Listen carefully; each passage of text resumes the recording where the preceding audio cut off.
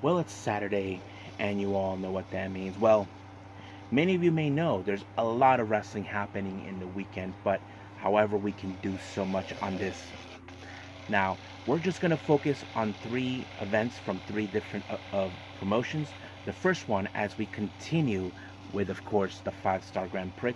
This time they're in Kyoto. This is day 5. We're only going to focus on the Blue Star A and B blocks only. And then we move on with the New Japan Pro Wrestling with more of the G1. As you know, the finals for the respective blocks. Who will be representing their blocks in the finals for the following day? Of course, for the A block, we have, of course, Zack Sabre Jr. versus Shingo Takagi. For the B block, we have Yota Tsuji versus David Finlay. Those matches are going to be bangers. And then we move on with AEW Collision, and this is the last show before they decide to make their way to the UK for All In. And of course, for the first time in this coming Wednesday, they'll be in Cardiff for the first international AEW Dynamite show. So that's going to be a lot of fun. But however, we do feature the ROH World Tag Team titles are defended as well. We even have Britt Baker in action. We even, of course, are going to see some very interesting matches taking place. But however, some twists and turns taking place for upcoming All In. We're just going to see what's going to happen. And then the main event, of course, features the #1 contender who will be the ones going to Wembley Stadium to face off the Young Bucks for the AEW World Tag Team titles. So, we're going to find out. And then, of course, we cap up our episodes with a very short news updates to give you guys updates what's been happening in the world of pro wrestling, such as what events the promotions are throwing out, who's booked, what matches are set, and developments that are happening in the world of pro wrestling as we speak. So, let's get ready for another episode of the Deleted Wrestle Zone.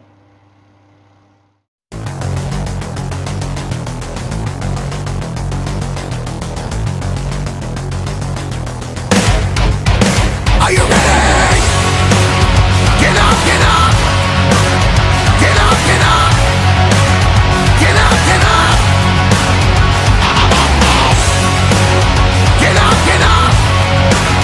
Get up, get up! Get up, get up! Hey everybody, welcome to the Deleted Wrestle Zone, all things that is pro wrestling with AEW, NXT, New Japan Pro Wrestling, TNA, the National Wrestling Alliance, various promotions, wrestlers, matches, and championships. I am your host, Jay right here. So, if you are new to the channel, welcome. This is a channel where we do a lot of pro wrestling reviews from various promotions, not only here in the United States, but also in Japan, Mexico, Canada, Europe, the UK, anywhere in the world where pro wrestling is not as big, but it continues to grow. We also, of course, do discussion videos, talk about various topics such as the wrestlers themselves, the promotions, factions, storylines, whatever we want to talk about. We also, of course, do more news updates. If certain information was unable to be on this episode, I can put it on a separate video or on the next episode. We, of course, have real-timing news updates to keep you guys on alert if something has happened in the world of pro wrestling that needs to be addressed ASAP. We also got the Unagi Saga Watch and various other cool wrestling content as well. So if you like what you see, please subscribe to us. So click on that subscribe button. You'll be getting a lot of daily reviews and other cool wrestling content as well. But if you like this episode, please give us a like on the like button or a nice comment in the description down below. Now, all introductions is set aside. It's hammer time. So let's begin with our very first review, Stardom.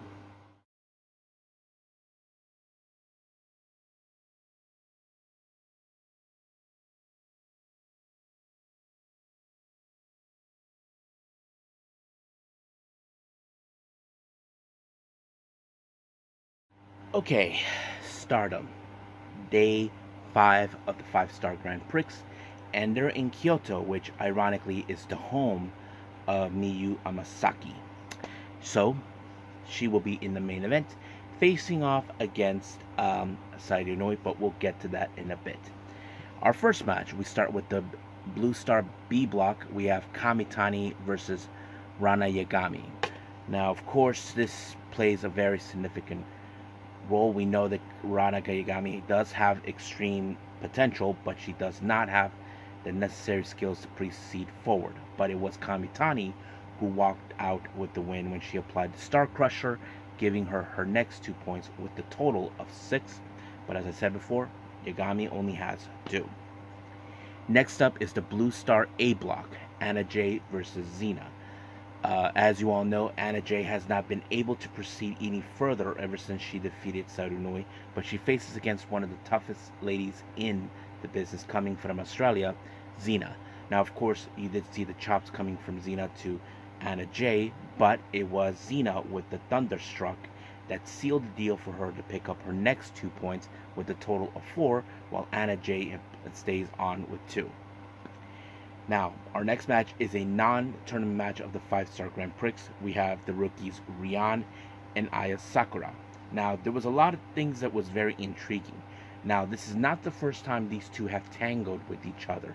Last time, of course, Aya Sakura did walk away with the win. But however, during the post-match comments, and I think I noticed it too, it seems that Rian has learned a few things along the way. She somehow was able to divert certain moves that Sakura can do. Like, for example, one of them is jumping off with a knee strike from the middle rope, and then just like that. So Sakura was well aware now that she has learned something, coming from it. But however, that did not allow. But however, Aya Sakura was able to apply the triangle lancer like she's been trying to do. She even tried it with Hanako, but it was no luck. But that sealed the deal for her to pick up the win. Now, straight up to the Blue Star B block, we have Tekla versus Hanan. Now, Hanan made a straight beeline and attacked Tekla right away. She knows how exactly. So basically, she played a playbook that normally Hate would do. And that's exactly what happened. And of course, Hate will do whatever it takes to ensure that Tekla wins, but this time it did not happen. Hanan was able to walk away with a win when she applied the Hanan special, and just like that, it was over. She gets her next 2 points with a total of 5. As for Tekla, she remained at 2. Excuse me. Next up, we have Starlight Kid. Well, in the Blue Star A block, we have Starlight Kid versus Koguma. Now, these two ladies are no strangers from each other.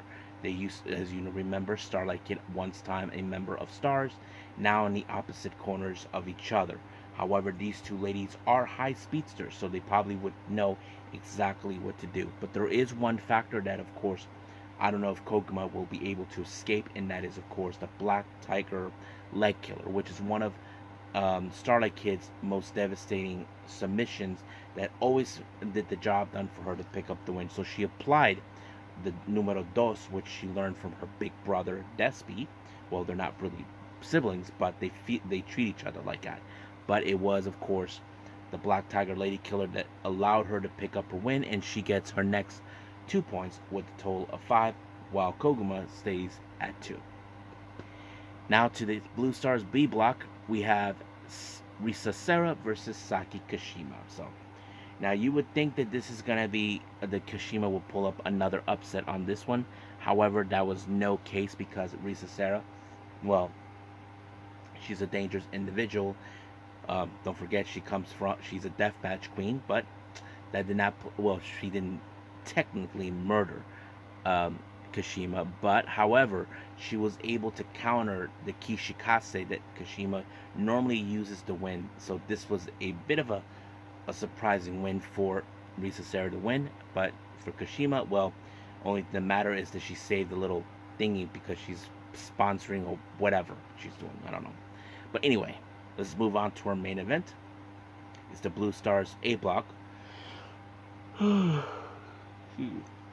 Miyu Amasaki versus Sarunoi. So basically, as you know, I mentioned Kyoto. This is the hometown of Miyu Amasaki. Now, also, this is also the hometown of Hanako. But Hanako, as you know, she's here in the States, doing a 1-month excursion. We're like halfway through that for her.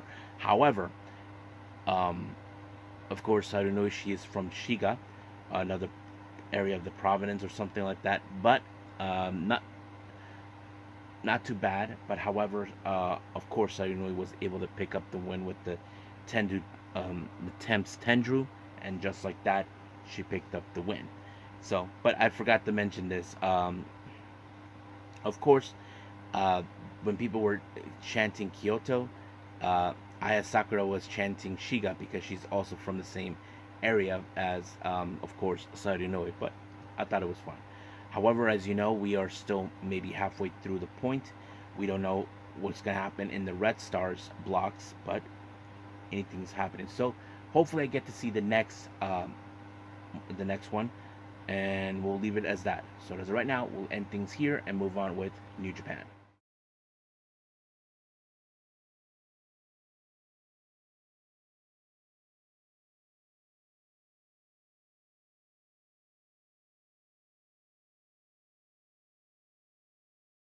Okay, New Japan Pro Wrestling, the G1 Climax. We are now only one more day away from the finale. However, who will represent the respective blocks? Who will walk out from the A block? Will it be Shingo Takagi or Zack Sabre Jr.? Now, these two guys have tangled with each other countless times, but that's going to be a fantastic opportunity to see. And then, of course, we have for the B block, David Finlay versus Yota Tsuji. Now, these two guys, of course, have a bit of a history. As you know, this year, Yota Tsuji was the winner of the New Japan Cup, and David Finlay believes since he lost to Naito and unable to win the IWGP World Heavyweight title, he called him that he was a fraud and a failure. He didn't get the job done because he felt he's the one who's going to get the job done himself. But the real question is, will David Finlay finally fulfill it, or Yota Tsuji will do the impossible, winning 2 major tournaments in 1 year? And then, of course, we're going to see that. Now, let's jump in with the first match we have. Now, first match we have Shomo Kato teaming up with Yoshihashi. They take on TMDK's Robbie Eagles and Mikey Nichols. Now, nothing too significant of this match, but X factor of this match, you probably would guess, Kato will be the one to lose this match. Well, unfortunately, it was until, of course, Robbie Eagles applied a turbo stunner, which is like a setting up for the backpack stunner, but instead of going down, you just drag him down, and just like that. I thought it was a pretty good move. Fantastic. Next up, we have Tomoaki Hamna teaming up with Hiroki Goto. They take on the Mad Bastards from the War Dogs, Gabe Kidd and Jake Lee. Now, of course, we do know that Jake Lee and Gabe Kidd have their eyes set on the IWGP Heavyweight Tag Team titles. But the real question is, are the champions keeping a close eye on this? Well, that is a good, valid question. But unfortunately, it was, of course, the brace face shot by Jake Lee onto, of course, to Hamna. And just like that, it was over. So the War Dogs, so the Mad Bastards, in fact, are making a very interesting power play right now. Now, our next match, we have Yado and El Phantasmo, along with Shota Umino. They take on the United Empire's Cal Newman, Jeff Cobb, but they also joined by Konosuke Takeshita. Now, Shota Umino is trying everything in his power to bring El Phantasmo back in the light. We know he's not been in a good space ever since the Tongans left. I'm talking about Hikuleo, Tama, and of course Tangaloa. Basically, that's what was happening. But however, there was another miscue coming from both Phantasmo and Yado, costing the match. But it was, of course, a KO by by Takeshita onto Yado, allowing him the win for his team. But we'll see what happens until then.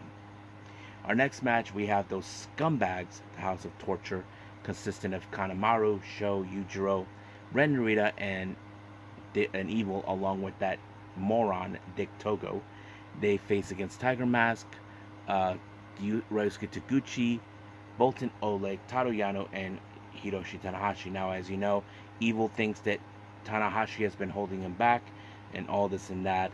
Of course, there were going to be some dirty tactics coming from the House of Torture, as always, because Dick is still there, as always. However, things are not going according to plan. Evil applied everything is evil on Yano and winning the match. However, you would think in some capacity, because they pinned one third of the tag team of the never open with 6-man tag team champions, that would have been sweeter. But however, they decided to give more beatdowns on their opponents. the House of Torture ran with their tails between their legs. But however, Evil whispered something into El Fantasmo's shoes, telling him that House of Torture can pick him up. Basically, they know that he's been down recently, but we'll see what happens. But in the post-match, Evil did stated that Phantasmo cannot trust Hantai, no matter what Tanahashi said. He thinks he's a liar, that the reason he's been in this mate was because of them. So he's saying that all his misfortunes were all done by Tanahashi. You know, that's not true. They made their moves. We all know the Tongans made their moves, but Shota Umino could try to persuade him to stay. Now, our next match, we have the Bullet Club members, Drilla Maloney, Clark Connors, and Taiji Shimori taking on Just Five Guys, Taka Michinoku, Taichi, and Doiki. Now, don't forget, Ishimori was the one who issued the challenge on Doiki for the IWGP Junior Heavyweight title, and of course, Doiki has accepted it. But however, will this be a beginning where, of course, Ishimori will prove that Doiki was not worthy to become IWGP champion? Well, we will see, because by the end of this video, it was Ishimori with the crossface onto Taka, and just like that, they won their match. Now, next up, we have the other members of the United Empire, consistent of Francesco Kira, Great Khan, and Inare. They face against the LIJs, Bushi, Hiromu Takahashi, and Naito. Now, we know that Hiromu wants to make a play for the Never Openweight title, but however, we do know that Great Khan wants to have an opportunity of the IWGP title. So that's something we do know, because he did defeat him at in the last event before we head to the playoffs. But unfortunately, this match ended with, of course, Hinari doing a full Nelson on Bushi while the other members were being caught. So however, Great Khan is now going to make a play for the IWGP World Heavyweight title. Now, he can still challenge for the belt, but however, the winner of the G1 will get a shot of the title at Wrestle Kingdom. So basically, I'm sure Great Khan will try the challenge for that. Now, before we jump into the finals of the respective blocks, Konosuke Takeshita made his way to commentary. Don't know what he talked about, but I'm sure he's intrigued about what he saw. Now, for the finals of the B block, we have Yota Tsuji and David Finlay. Now, their history dates back from a few months ago. Now, remember, David Finlay had to withdraw from the New Japan Cup because he wasn't feeling too well. He was out of action. But however, when he saw that Yota Tsuji won the New Japan Cup and lost to Naito, he felt that he squandered this opportunity away, and he claimed that if he didn't get hurt or whatever happened to him, he would have been the one to win the match and win the IWGP title. But now you can tell Finlay is saying, probably thinking, Yota Tsuji, you just had an opportunity and you lost it. You're going to squander this one away as well. So basically, that is something we probably will consider. But however, David Finlay did everything in his power, everything that he did to try to take out Tsuji. It did not work. But however, the surprising at the finale was Tsuji applying the deadbolt suplex, a move that his rival and classmate Yuya Uemura always did. He applied it to him, and then the Gene Blaster, he moves on to the finals. Now, our next match is the G1 finals of the A block. We have Shingo Takagi and Zack Sabre Jr. I thought this match was awesome. I was like so impressed by it. Now, of course, we know that Zack is one of the best technical wrestlers in the world. Shingo, one of the most powerful wrestlers ever. But how will this play? We know that Zack will do every submission move in order to pick up the win. But however, it only took a leg lock by Zack Sabre Jr. to pick up the win, and he is now in the finals. So he represents the A block. So now for the following day in the G1, we got Yota Tsuji versus Zack Sabre Jr. So I'm sure by the time this video is out, you all will be excited what's going to happen the following day. So I think we'll just leave things as it is with New Japan. Let's move on with our last and final review, AEW Collision.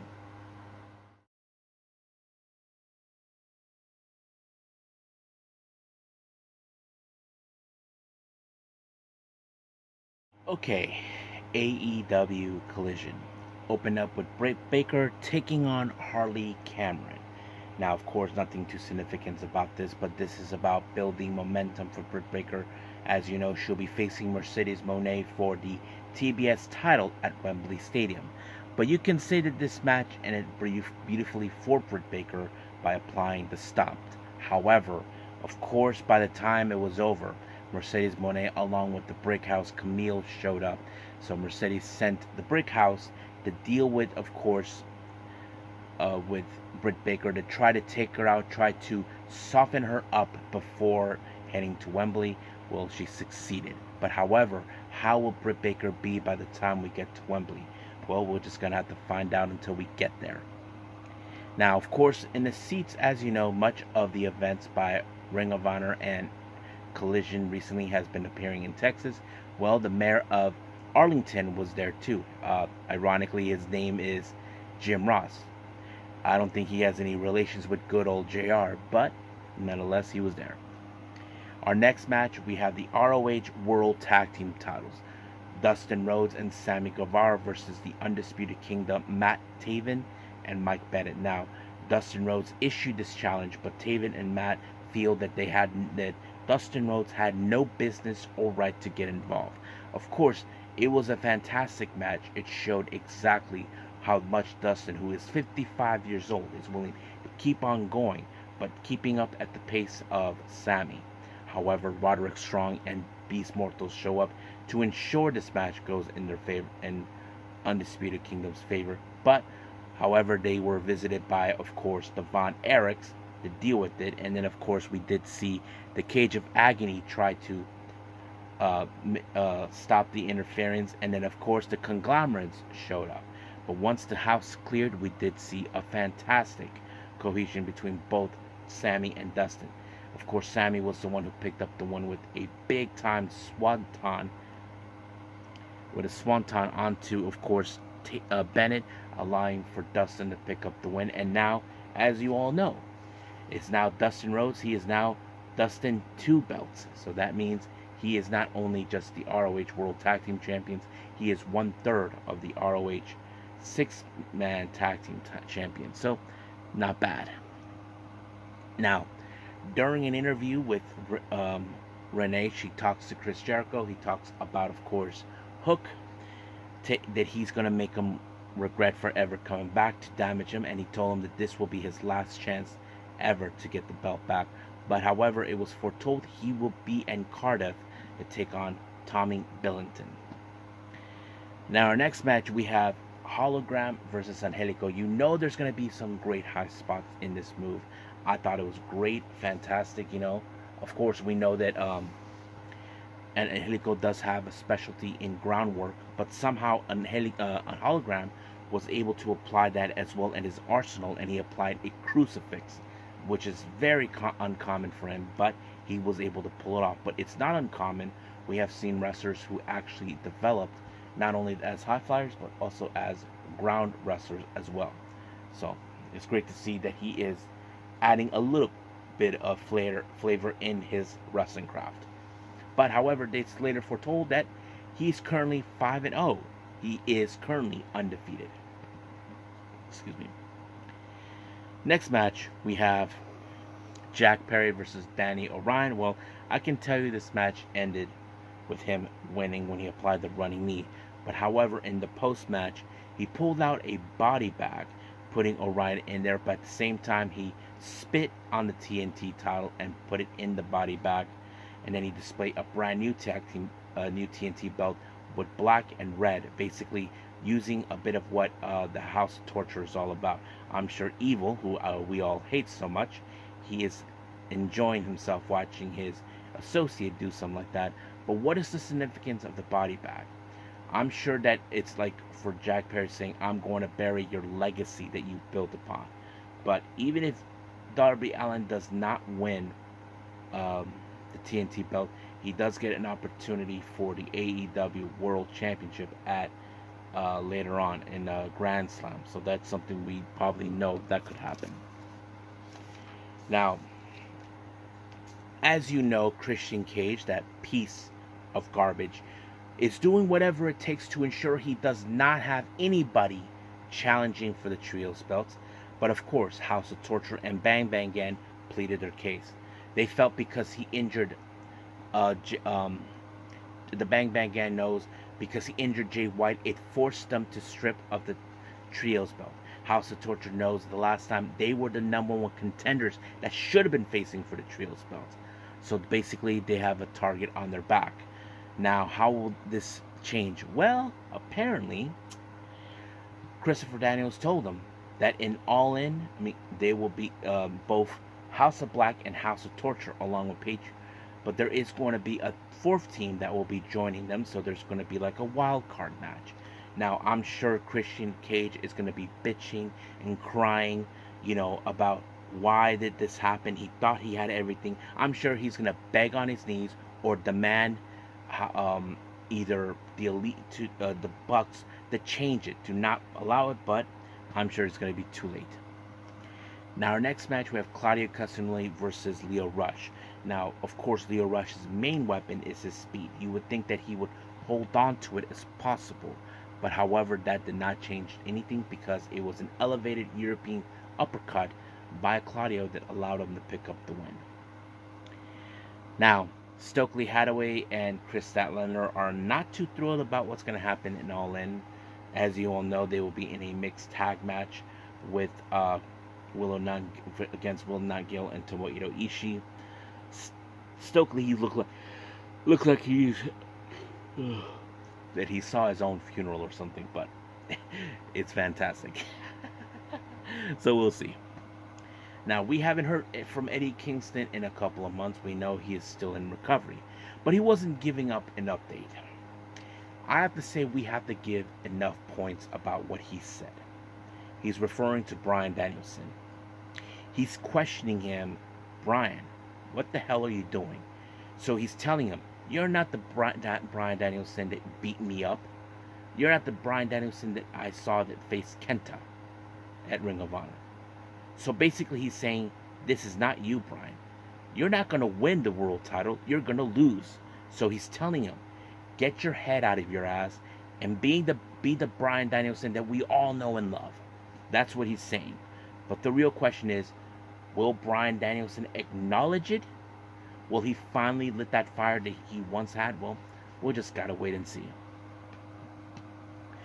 Now, our next match, we have Mariah May versus London's Door. Well, I can tell you this match ended with Mariah May applying the Storm Zero as a message to Toni Storm. However, during the post-match, Toni Storm put out a vignette, making it look more like she's a superhero who's out to destroy evil. Yeah, folks, I'm a dork, so that's who I am. But of course, that's how it's gonna be. But the real question is, can Mariah May actually defeat her, or will Toni Storm reign supreme? Well, we'll just wait and see. Now, our main event, the AEW World Tag Team #1 contendership, FTR and The Acclaim. Now, this whole mess began when FTR made the return, claiming their stake that they want another shot of the tag team titles, but of course The Acclaim felt like, hey, we're making a play. You get your asses in the back of the line. However, this was a match that was set upon by Christopher Daniels after what happened, but however, once again, things did not go according to plan for both. This match ended in a time limit draw.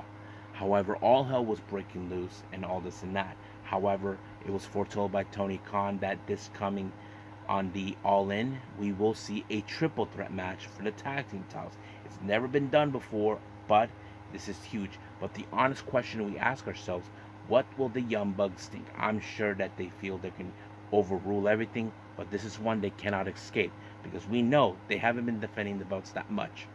But we will see what happens. So we are done with this. Let's move on with our last and final thing, news updates.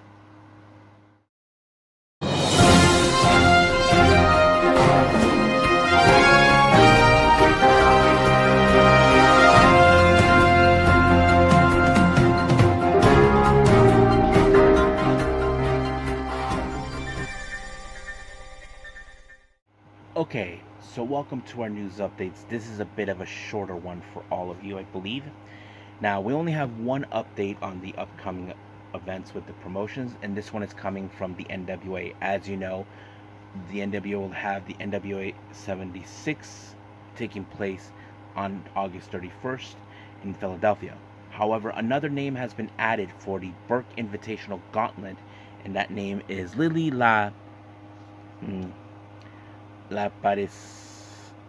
Well, her name is Lily Larice. I forgot what's the nickname they gave her, but yes, so she will be involved in this. So let's jump into other developments. Now, as we speak, in Japan, as you know, it's ahead of everyone else. This happened during an Oz Academy show. I haven't witnessed it, but I felt I have to put it out there now so you guys be surprised. It was foretold that current Stardom tag team, you guys know and love, Koguma and Azuki, known as FWC, has issued a challenge for the Oz Academy tag team titles. I know what you guys are thinking. What? Now, I wouldn't be surprised if Mayumi makes her appearance in Stardom, but it's gonna be great, so I can't wait to see it. Now, as you all know, we talked about Dustin Rhodes winning the tag team titles with Sammy. Well, it was foretold that before the shows ever started, and during a dark match, his nephews, Wayne and Wyatt Rhodes, had a match there. They defeated against Aaron Solo, and who was the other guy? Oh yeah, and John Cruz. So basically, they were there before the start of the event. I'm sure they were there rooting for their uncle, you know, watching as he wins his tag team titles. We do know. I wouldn't be surprised if they come along to AEW, but we just gotta wait and see. Good news coming from Fightful Select. It was foretold that Jay White will be making his AEW television return. We just don't know when. I'm going to presume maybe possibly before or after All In. So that is something we could speculate. Now, as you may know, there is a new trainee that has been announced by MARIGOLD. And this one, they already gave a bit of a details on her. Let me pull up the info about her.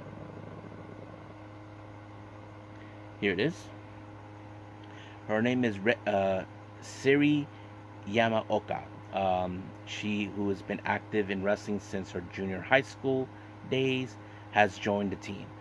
She was born on November 13, 2006 in Fukuoka City. She's about 162 centimeters, 54 kilograms. She's a 2022 Junior Queen Cup in the U17 FE 49 kilogram class, 4th place, and also a 2022 All Japan Beach Wrestling High School Lightweight in 1st place. Her older sister is a Gravino idol named Masaya Yamaoka. So yes, so that's practically a little bit of intro. I'm not sure if she's the one who they mentioned that there was a sister that would audition for the Runaway Wrestler, which is the biopic of Mayu Iwatani, but we'll just wait and see. So that's pretty much it what we have for our news updates and everything else. Let's just call it a day. Okay, I hope everybody enjoys this episode. Coming up for our next one, we do know as we speak, New Japan and Stardom has continued with the tournaments. New Japan will be finishing up real soon. This will be the end of the G1. I have to say it was a fantastic ride. I'm glad I was able to pick up. Stardom will continue with more of theirs. I know that Pro Wrestling Noah still has theirs to continue. So basically there's a lot wrestling that's taking place. I'm behind on Choco Pro. I'm considering making an episode full of Choco Pro stuff, and I'm also considering doing a discussion video talking about Tam Nakano. As you know, she'll be challenging for the red belt. Well, she was nominated by Natsuko Tora, but there's a lot of people that have been scared for what's going to happen on the 31st, and we'll get to that. So, but as of right now, that is the plan. Of course, the recent New Japan show and possibly Stardom will go from there, but that's the plan. So until then, I'll say this: I'll see you guys in the next DWZ time, same DWZ channel. I must bid all of you adieu. So goodbye And have a nice day. Bang.